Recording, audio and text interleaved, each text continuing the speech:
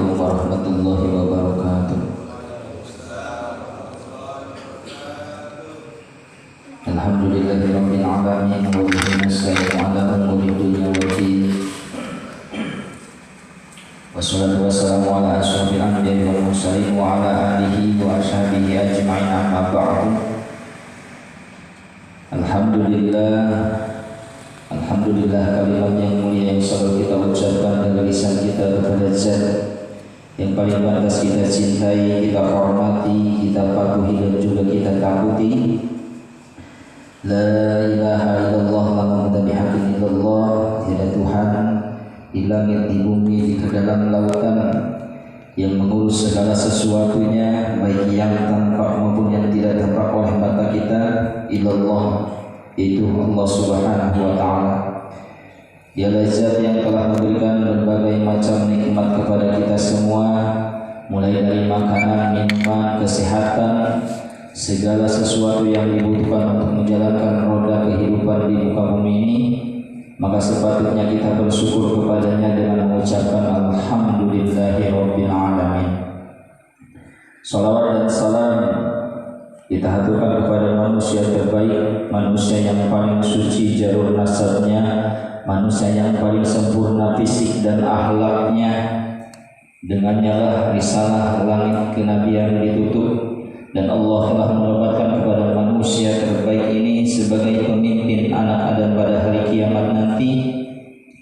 Dan Allah Subhanahu wa ta'ala bersama para malaikatnya telah mengucapkan salam hormat kepada manusia terbaik ini.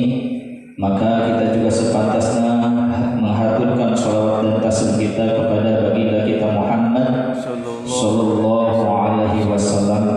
Barang siapa yang mengucapkan sholawat 1 kali, maka Allah akan membalasnya 10 kali, yang artinya dengan rahmat dan ampunan Allah Subhanahu wa ta'ala. Mudah-mudahan kita semua mendapatkan syafaat beliau di yaumil akhir nanti, amin Allahumma amin. Jamaah yang insyaallah dirahmati Allah Subhanahu wa ta'ala, Allah Subhanahu wa ta'ala berfirman di surat Taubat ayat 34 dan 35. A'udzubillahi minasyaitonirrajim. Bismillahirrahmanirrahim. Walladzina yaknizuna ad-dhahaba wal fiddata wa la yunfikunaha fi sabilillahi fabashshirhum bi'adzabin 'alim. Yauma yuma 'alaiha fi nari jahannam fatukwa biha jibahuhum wa junubuhum wa duhuruhum hadza ma kanaztum li anfusikum fadhuku ma kuntum taknizun. Jamaah yang dirahmati Allah Subhanahu wa ta'ala, yang mana Allah Subhanahu wa ta'ala artinya dan orang-orang yang menyimpan emas dan perak serta mereka tidak mau mendermakan di jalan Allah, maka hendaklah mereka diberi kabar, yaitu ancaman dengan siksa yang pedih. Pada hari emas dan perak, harta dibakar di dalam neraka jahanam, lalu disertikannya dibakar dengan harta yang telah membara itu, baik wajah-wajah mereka, lambung mereka, dan punggung mereka. Dan dikatakanlah kepada mereka, inilah harta yang telah kamu simpan dahulu, dan untuk dirimu sendiri, maka rasakanlah sendiri apa-apa harta yang kamu simpan itu. Jamaah yang insyaallah dirahmati Allah Subhanahu wa ta'ala. Dari Rasulullah sallallahu alaihi wasallam bersabda, barang siapa dianugerahi oleh Allah akan harta dan dia tidak menunaikan kewajibannya, yaitu zakatnya, maka besok di hari kiamat harta itu datang menjadi subza'un aqrab, yaitu seekor ular yang tidak ada bulunya pada kepalanya. Artinya terkupas kulit kepalanya itu dari sebab racunnya yang terlalu banyak. Dan ular itu mempunyai 2 bintik titik pada atas kedua matanya. Ular itu membelit erat-erat pada lehernya serta menyiksa dengan siksaan yang pedih dan mengatakan, "Aku adalah hartamu yang engkau simpan di dunia dan tidak engkau tunaikan, yaitu zakatnya." Sebagaimana Allah Subhanahu wa taala berfirman yang artinya, "Dan hendaklah tidak sekali-kali mengira orang-orang yang kikir dengan harta yang telah diberikan oleh Allah dari anugerahnya itu lebih baik baginya, bahkan itu adalah lebih jahat bagi mereka. Mereka akan dibelit oleh harta yang mereka telah berbuat kikir dengannya besok pada hari kiamat." Jamaah yang insyaallah dirahmati Allah Subhanahu wa taala. Dari Abi Hurairah radhiyallahu anhu, Rasulullah sallallahu alaihi wasallam bersabda, "Barang siapa dianugerahi Allah oleh Allah taala akan harta dan dia tidak menunaikan kewajibannya yaitu zakatnya, apabila telah datang hari kiamat maka ditebarkan baginya gelaran yaitu tikar dari api neraka.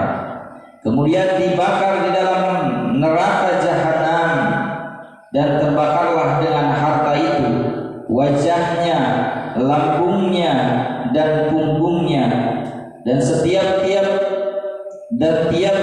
menjadi dingin, maka dikembalikan lagi dalam 1 hari kira-kiranya 1000 tahun, sebagaimana difirmankan oleh Allah Ta'ala, dan sesungguhnya 1 hari bagi Tuhanmu itu seperti 1000 tahun dari perhitungan kamu sekalian, sehingga dihukumlah para hamba dan dia melihat jalannya, ada yang ke surga dan ada yang ke neraka."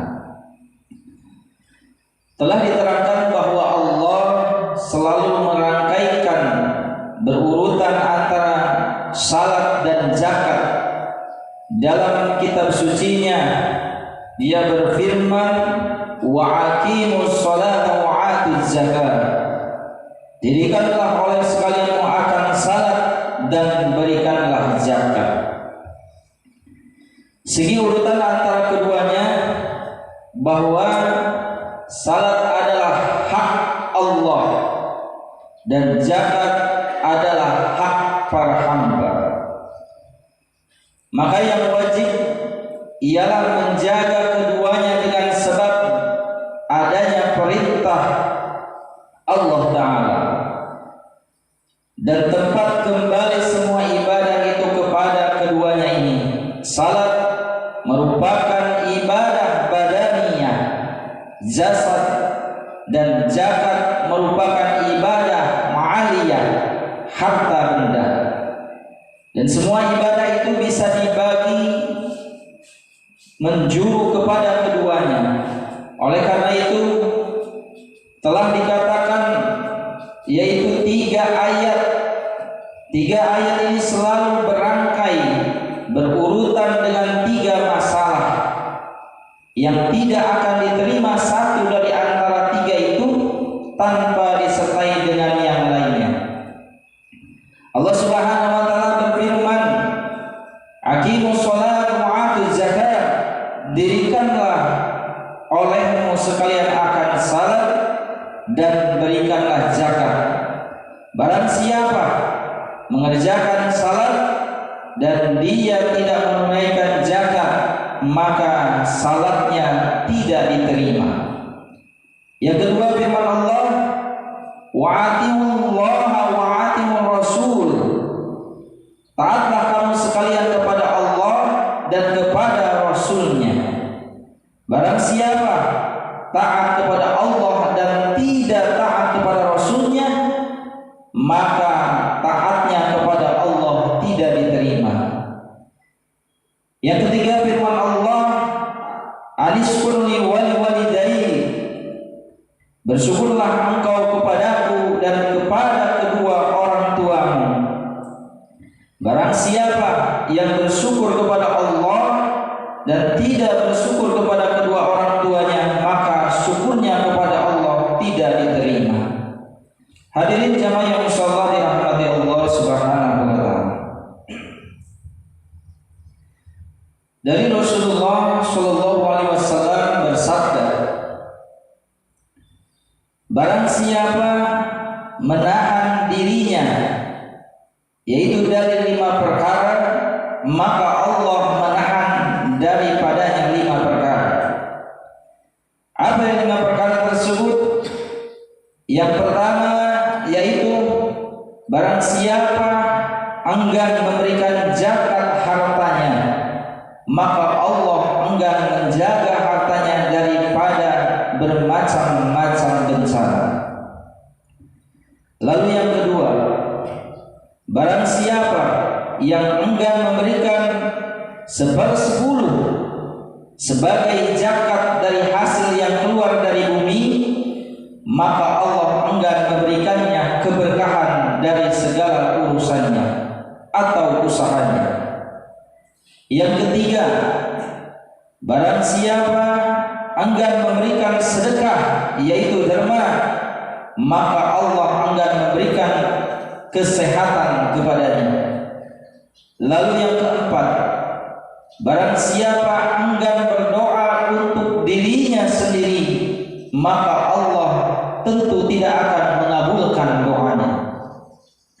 Lalu yang kelima, barang siapa enggan menghadiri jamaah, maka Allah enggan memberikan kesempurnaan iman sehingga imannya tidak sempurna. Hadirin yang insyaallah dirahmati Allah Subhanahu wa taala. Rasulullah sallallahu alaihi wasallam bersabda, jagalah hartamu dengan memberikan zakatnya. Obatilah orang-orang yang sakit daripadamu dengan memberikan sedekah derma, dan hadapilah segala macam bahaya dengan doa serta merendahkan diri kepada Allah Subhanahu wa taala. Telah benar apa yang telah dikatakan oleh Rasulullah sallallahu alaihi wasallam. Hasan meriwayatkan dari Nabi Muhammad sallallahu alaihi wasallam bahwa ketika mengatakan hadis ini kepada para sahabatnya, kebetulan ada seorang Nasrani lewat dan mendengarkan hadis ini. Maka si Nasrani itu menunaikan zakat hartanya, dan dia mempunyai seorang kawan yang pergi berdagang ke Mesir. Dia berkata, kata orang Nasrani ini, apabila Muhammad itu betul dalam katanya, tentu aku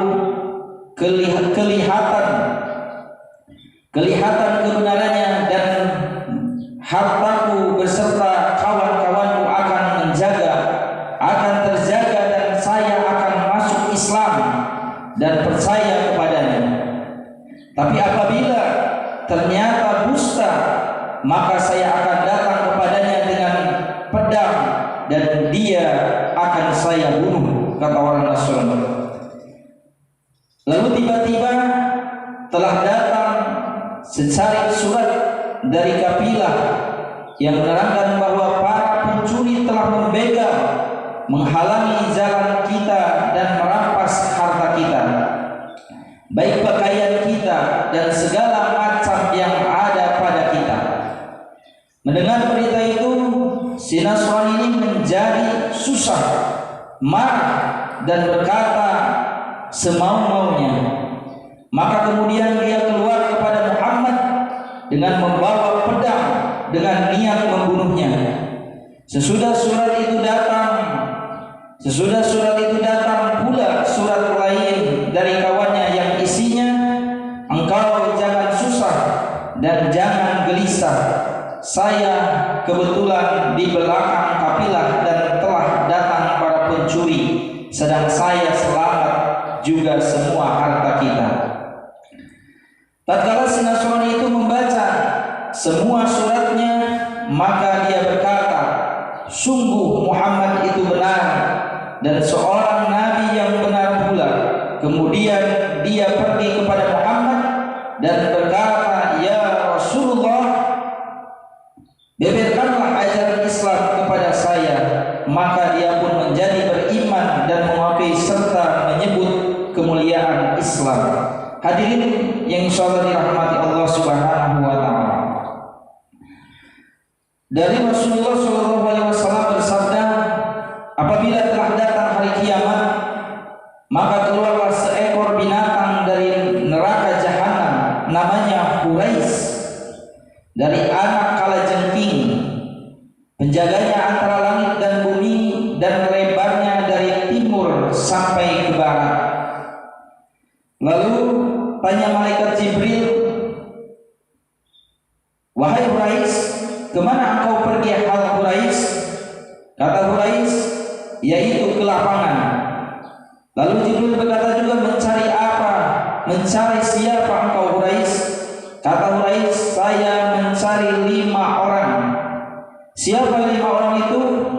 Yang pertama yaitu orang yang tinggal salat, yang kedua orang yang enggan menunaikan zakat, yang ketiga orang yang durhaka kepada kedua orang tua, yang keempat orang yang ahli minum arak, dan yang kelima orang-orang yang bercakap-cakap di masjid. Sebagaimana firman Allah Ta'ala, sesungguhnya masjid-masjid itu milik Allah, maka jangan kamu sekalian memanggil seseorang berserta Allah, menyebut selain Allah. Hadirin jamaah yang insyaallah dirahmati Allah Subhanahu wa taala, itulah tentang firman Allah Subhanahu wa taala yang menerangkan kepada orang-orang yang kikir, yang tidak menunaikan zakat. Maka daripada itu mudah-mudahan kita semua tidak dimasukkan kepada orang-orang yang kikir dan dimasukkan kepada orang-orang yang selalu memberikan harta kita di jalan Allah Subhanahu wa taala. Harta yang benar-benar milik kita adalah harta yang dibelanjakan di jalan Allah Subhanahu wa taala. Amin ya rabbal alamin. Allahumma shalli ala sayyidina wa habibina wa safina wa maulana Muhammad wa sallim ala tabaraka wa ta'ala sahabati Rasulullah ajmain. Amin. Hamdan syakirin, hamdan na'imin, hamdan yu'afi wa yukafi mazidah. Ya Rabbana lakal hamdu kama yanbaghi li jalali wajhika wa 'azimi sultanik. Allahumma shalli ala sayyidina Muhammad wa ala sayyidina Muhammad salatan bina biha min jamil ahwali wal afat wa taqbilana biha jamil hajat wa tudhhiruna biha min jamil syayat wa tarfa'una biha 'indaka 'ala darajat wa tuballighuna biha syarriyati min jamil khairati fil hayati wa ba'dal mamat.